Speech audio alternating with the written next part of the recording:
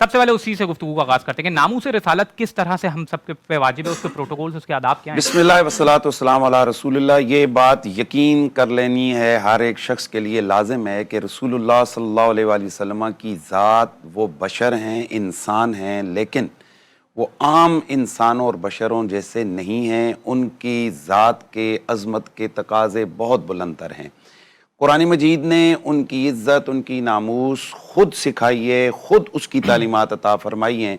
ला तरफ़उ अस्वातकुम फ़ौक़ सौति नबी, नबी की बारगाह में आवाज़ ऊँची नहीं करनी है। ऐसा लफ्ज़ जिससे नबी अलैहिस्सलाम की बेअदबी का दरवाज़ा खुलता हो, ला तक़ूलू रायना वक़ूलु उन्ज़ुरना वस्मऊ, उस लफ्ज़ के करीब नहीं जाना है। फिर नबी अलैहिस्सलातु तस्लीम अगर किसी को दावत के लिए बुला लें तो उसके लिए हुक्म है बस खाना खाओ और इज़ा ताइम तुम फंतशिरू, खाना खाओ और वहाँ से तुम उठ के चले जाओ। यानी नबी को भी ये कहने की ज़रूरत ना पड़े कि भाई तुम उठो और जाओ। अलगर्ज़ ये कि रसूलुल्लाह सल्लल्लाहु अलैहि वसल्लम की ज़ात को सहाबा ने आम लोगों की तरह ट्रीट नहीं किया, और अल्लाह भी ये नहीं चाहता है कि मेरे नबी को आम लोगों की तरह ट्रीट किया जाए, आम लोगों की तरह उसके साथ सिलसिला रखा जाए। यही वजह है कि रसूलुल्लाह सल्लल्लाहु अलैहि वसल्लम के सहाबा ने नबी अलैहिस्सलाम के लुआबदान को ज़मीन पे नहीं गिरने दिया। और बुखारी शरीफ के अंदर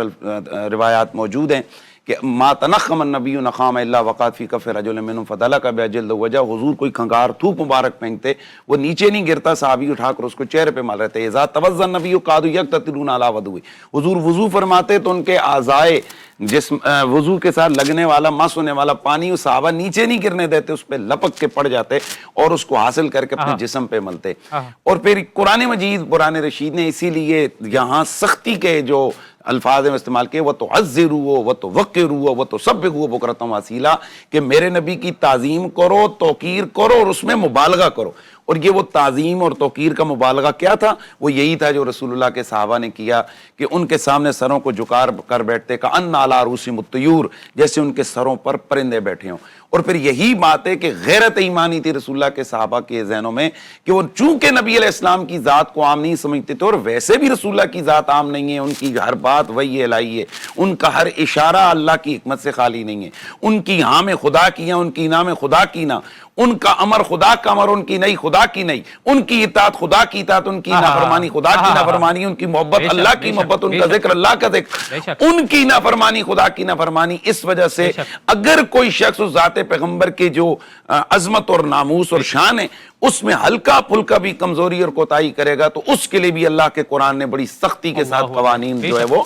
बयान किए हैं। यही वजह है कि कुरान मजीद ने बड़ा वाज़ेह तौर पर फरमाया, इन्नल लज़ीना युज़ूना अल्लाह व रसूलहु लअनहुमुल्लाहु फिद दुनिया वल आखिरह, जो अल्लाह और उसके रसूल को अज़ियत देते हैं। और ये हज़रत अब्दुल्ला बिन अब्बास से मरवी दीगर बहुत सारी सियाक़ के अंदर बात मौजूद है कि ये उस वक्त ये आयत मुबारक नाज़िल हुई जब लोगों ने अल्लाह के नबी सल्लल्लाहु अलैहि वसल्लम की बेअदबी का इर्तिकाब किया तो अल्लाह ताला ने उन पर लानत की। और दूसरी जगह पर अल्लाह ताला ने फरमाया कि ये जो लानती हैं आइनमा जहां ये मिलेंगे इनको जनाब कत्ल कर दिया जाएगा। इस्लामिक पॉइंट ऑफ व्यू से जो गुस्ताख रसूल है उसकी सजा मौत ये मुकर्रर की गई है, इसी वजह से कि रसूलुल्लाह की ज़ात जो है वो तमाम कायनात की ज़वात से, इंसानों से, फरिश्तों से, तमाम मुक़द्दसात से सबसे मुक़द्दस तरीन हस्ती अल्लाह के रसूल सल्लल्लाहु अलैहि वसल्लम की ज़ात है। अब ये इससे अंदाज़ा ये लगाया जाए कि रसूलुल्लाह सल्लल्लाहु अलैहि वसल्लम के सहाबा किस कदर ज़ाते पैगंबर के हवाले से वो गैरतमंद थे और किस तरह से वो हसास थे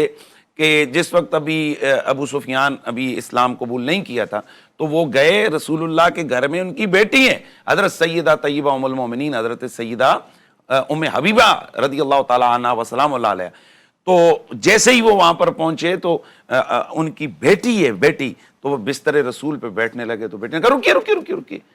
अपना रसूलुल्लाह का जो बिछौना और बिस्तर मुबारक था उसको क्लोज किया और अलग किया। तो उन्होंने कहा कि क्या बेटी ये बिस्तर मेरे लायक नहीं है, मैं इसके लायक नहीं हूँ कि तू उठा रही है मुझे इस तरह से। तो आपने फरमाया नहीं, ये रसूलुल्लाह का फिराश, ये रसूलुल्लाह का बिछौना है, आप अभी मुसलमान नहीं हुए, आप इसके लायक नहीं है कि रसूलुल्लाह के बिस्तर पर आप बैठे। बेटी अपने बाप के लिए ये रवैया रख रही है। और फिर रसूलुल्लाह सल्लल्लाहु अलैहि वसल्लम कुरान मजीद सूरह मुजादला आखिरी आयत मौजूद है कि सगे बहन भाई हैं, सगे रिश्तेदार हैं, खालाजाद हैं, खालू हैं, मामू हैं, हत्ता कि सैयदना अबू बकर सिद्दीक का वालिद है अबू काफा भी इस्लाम कबूल नहीं किया, हुजूर के हवाले से हल्का जुमला बोला तो आपने इतने जोर से थप्पड़ मारा कि वो बेहोश हो गया। अर्ज किया या रसूल अल्लाह, अगर मेरे पास उस वक्त तलवार होती मैं इसका सर तन से जुदा कर देता। ये उस अरब के मुआशरे का रवैया है कि जहां दूर دور کے خاندانوں کے رشتوں کا بھی بڑا خیال کیا جاتا ہے، اور ان دور کے رشتوں کے حوالے سے بھی تلواریں نام سے نکل آتی ہیں، اور یہاں باپ ہے، سگا باپ ہے، اللہ اور اکبر، اللہ اکبر۔ حضرت سیدنا عمر فاروق کا سگا ماموں ہے، اسی طرح دیگر قریبی رشتہ دار موجود ہیں، ان کا صحابہ کا ان کے ساتھ رویہ یہ ہے، جب وہ رسول اللہ کی ذات کے ساتھ ہلکا رویہ رکھتے ہیں، ان کی ذات کی بے ادبی کی طرف آتے ہیں، تو یہ دشمنوں کی طرح ان کے ساتھ ٹریٹ کرتے ہیں، جو اس بات کا امت کو سکھایا گیا یہ ساری سلسلہ، یہ تمام چیزیں۔ اور پھر اللہ کے نبی کے بس میں آخری یہ بات کر لیتا ہوں کہ رسول اللہ کی ذات کے تمام آداب اللہ اور اس کے رسول نے خود سکھائے، وہاں بولیں کیسے، اٹھیں کیسے، بیٹھیں کیسے، آئیں کیسے، جائیں کیسے۔ رسول اللہ صلی اللہ علیہ وسلم اگر کوئی بات کر دیں تو اس کا آپ نے کیا جواب دینا ہے؟ یہی وجہ ہے کہ اللہ تعالیٰ کے نبی صلی اللہ علیہ وسلم نے خود صحابہ کرام کو پتا چلا کہ ایک ابن خطل اور اس کی دو لونڈیاں تھیں، خوبصورت لونڈیاں تھیں، وہ ناچتی تھیں، لوگ جمع ہوتے تھے، تو ابن خطل گندے اشعار رسول اللہ کی توہین میں پڑھتا۔ اللہ کے نبی صلی اللہ علیہ وسلم کو جب یہ پتا چلا، مکہ فتح ہوا، تو عرض کیا گیا حضور وہ تو استار کعبہ کے اندر چھپا ہوا ہے، یعنی کعبے کے پردوں، مسجد حرام چونٹی نہیں مار سکتے جہاں، تو اس مسجد حرام کے اندر کعبۃ اللہ کے پردوں کے نیچے چھپا ہوا ہے۔ اللہ کے نبی نے فرمایا اقتلوہم، قتل کر دو ان کو، وَلَوْ مَلَّكْ، اگرچہ جناب وہ استار کعبہ کے ساتھ ہی کیوں نہ لٹکے ہوئے ہوں۔ اور صحابہ نے یہ نہیں کہا ذرا ان کو باہر نکال دیں، ادھر ہی حجر اسود کے سامنے ان کا سر تن سے جدا کیا گیا، اور امت کے لیے یہ قیامت تک کے لیے یہ رہنمائی کر دی گئی کہ رسول اللہ صلی اللہ علیہ وسلم کی بے ادبی اور گستاخی یہ ایسا ناقابل قبول جرم ہے جو کسی صورت میں بھی معاف نہیں ہو سکتا، اور اس کی ایک ہی سزا ہے جو اللہ کے رسول نے، رسول اللہ کے صحابہ نے، اور بعد میں پوری اسلام میں جتنی بھی سٹیٹس رہی ہیں آج تک امت کے اندر یہی ہے۔ لیکن جیسے آپ نے اوپننگ میں بات کی ہے کہ یہ قانون کا معاملہ ہے کہ رسول اللہ کے بے ادب اور گستاخ کو قانون، ریاست اس کو سزا دے۔ بے شک۔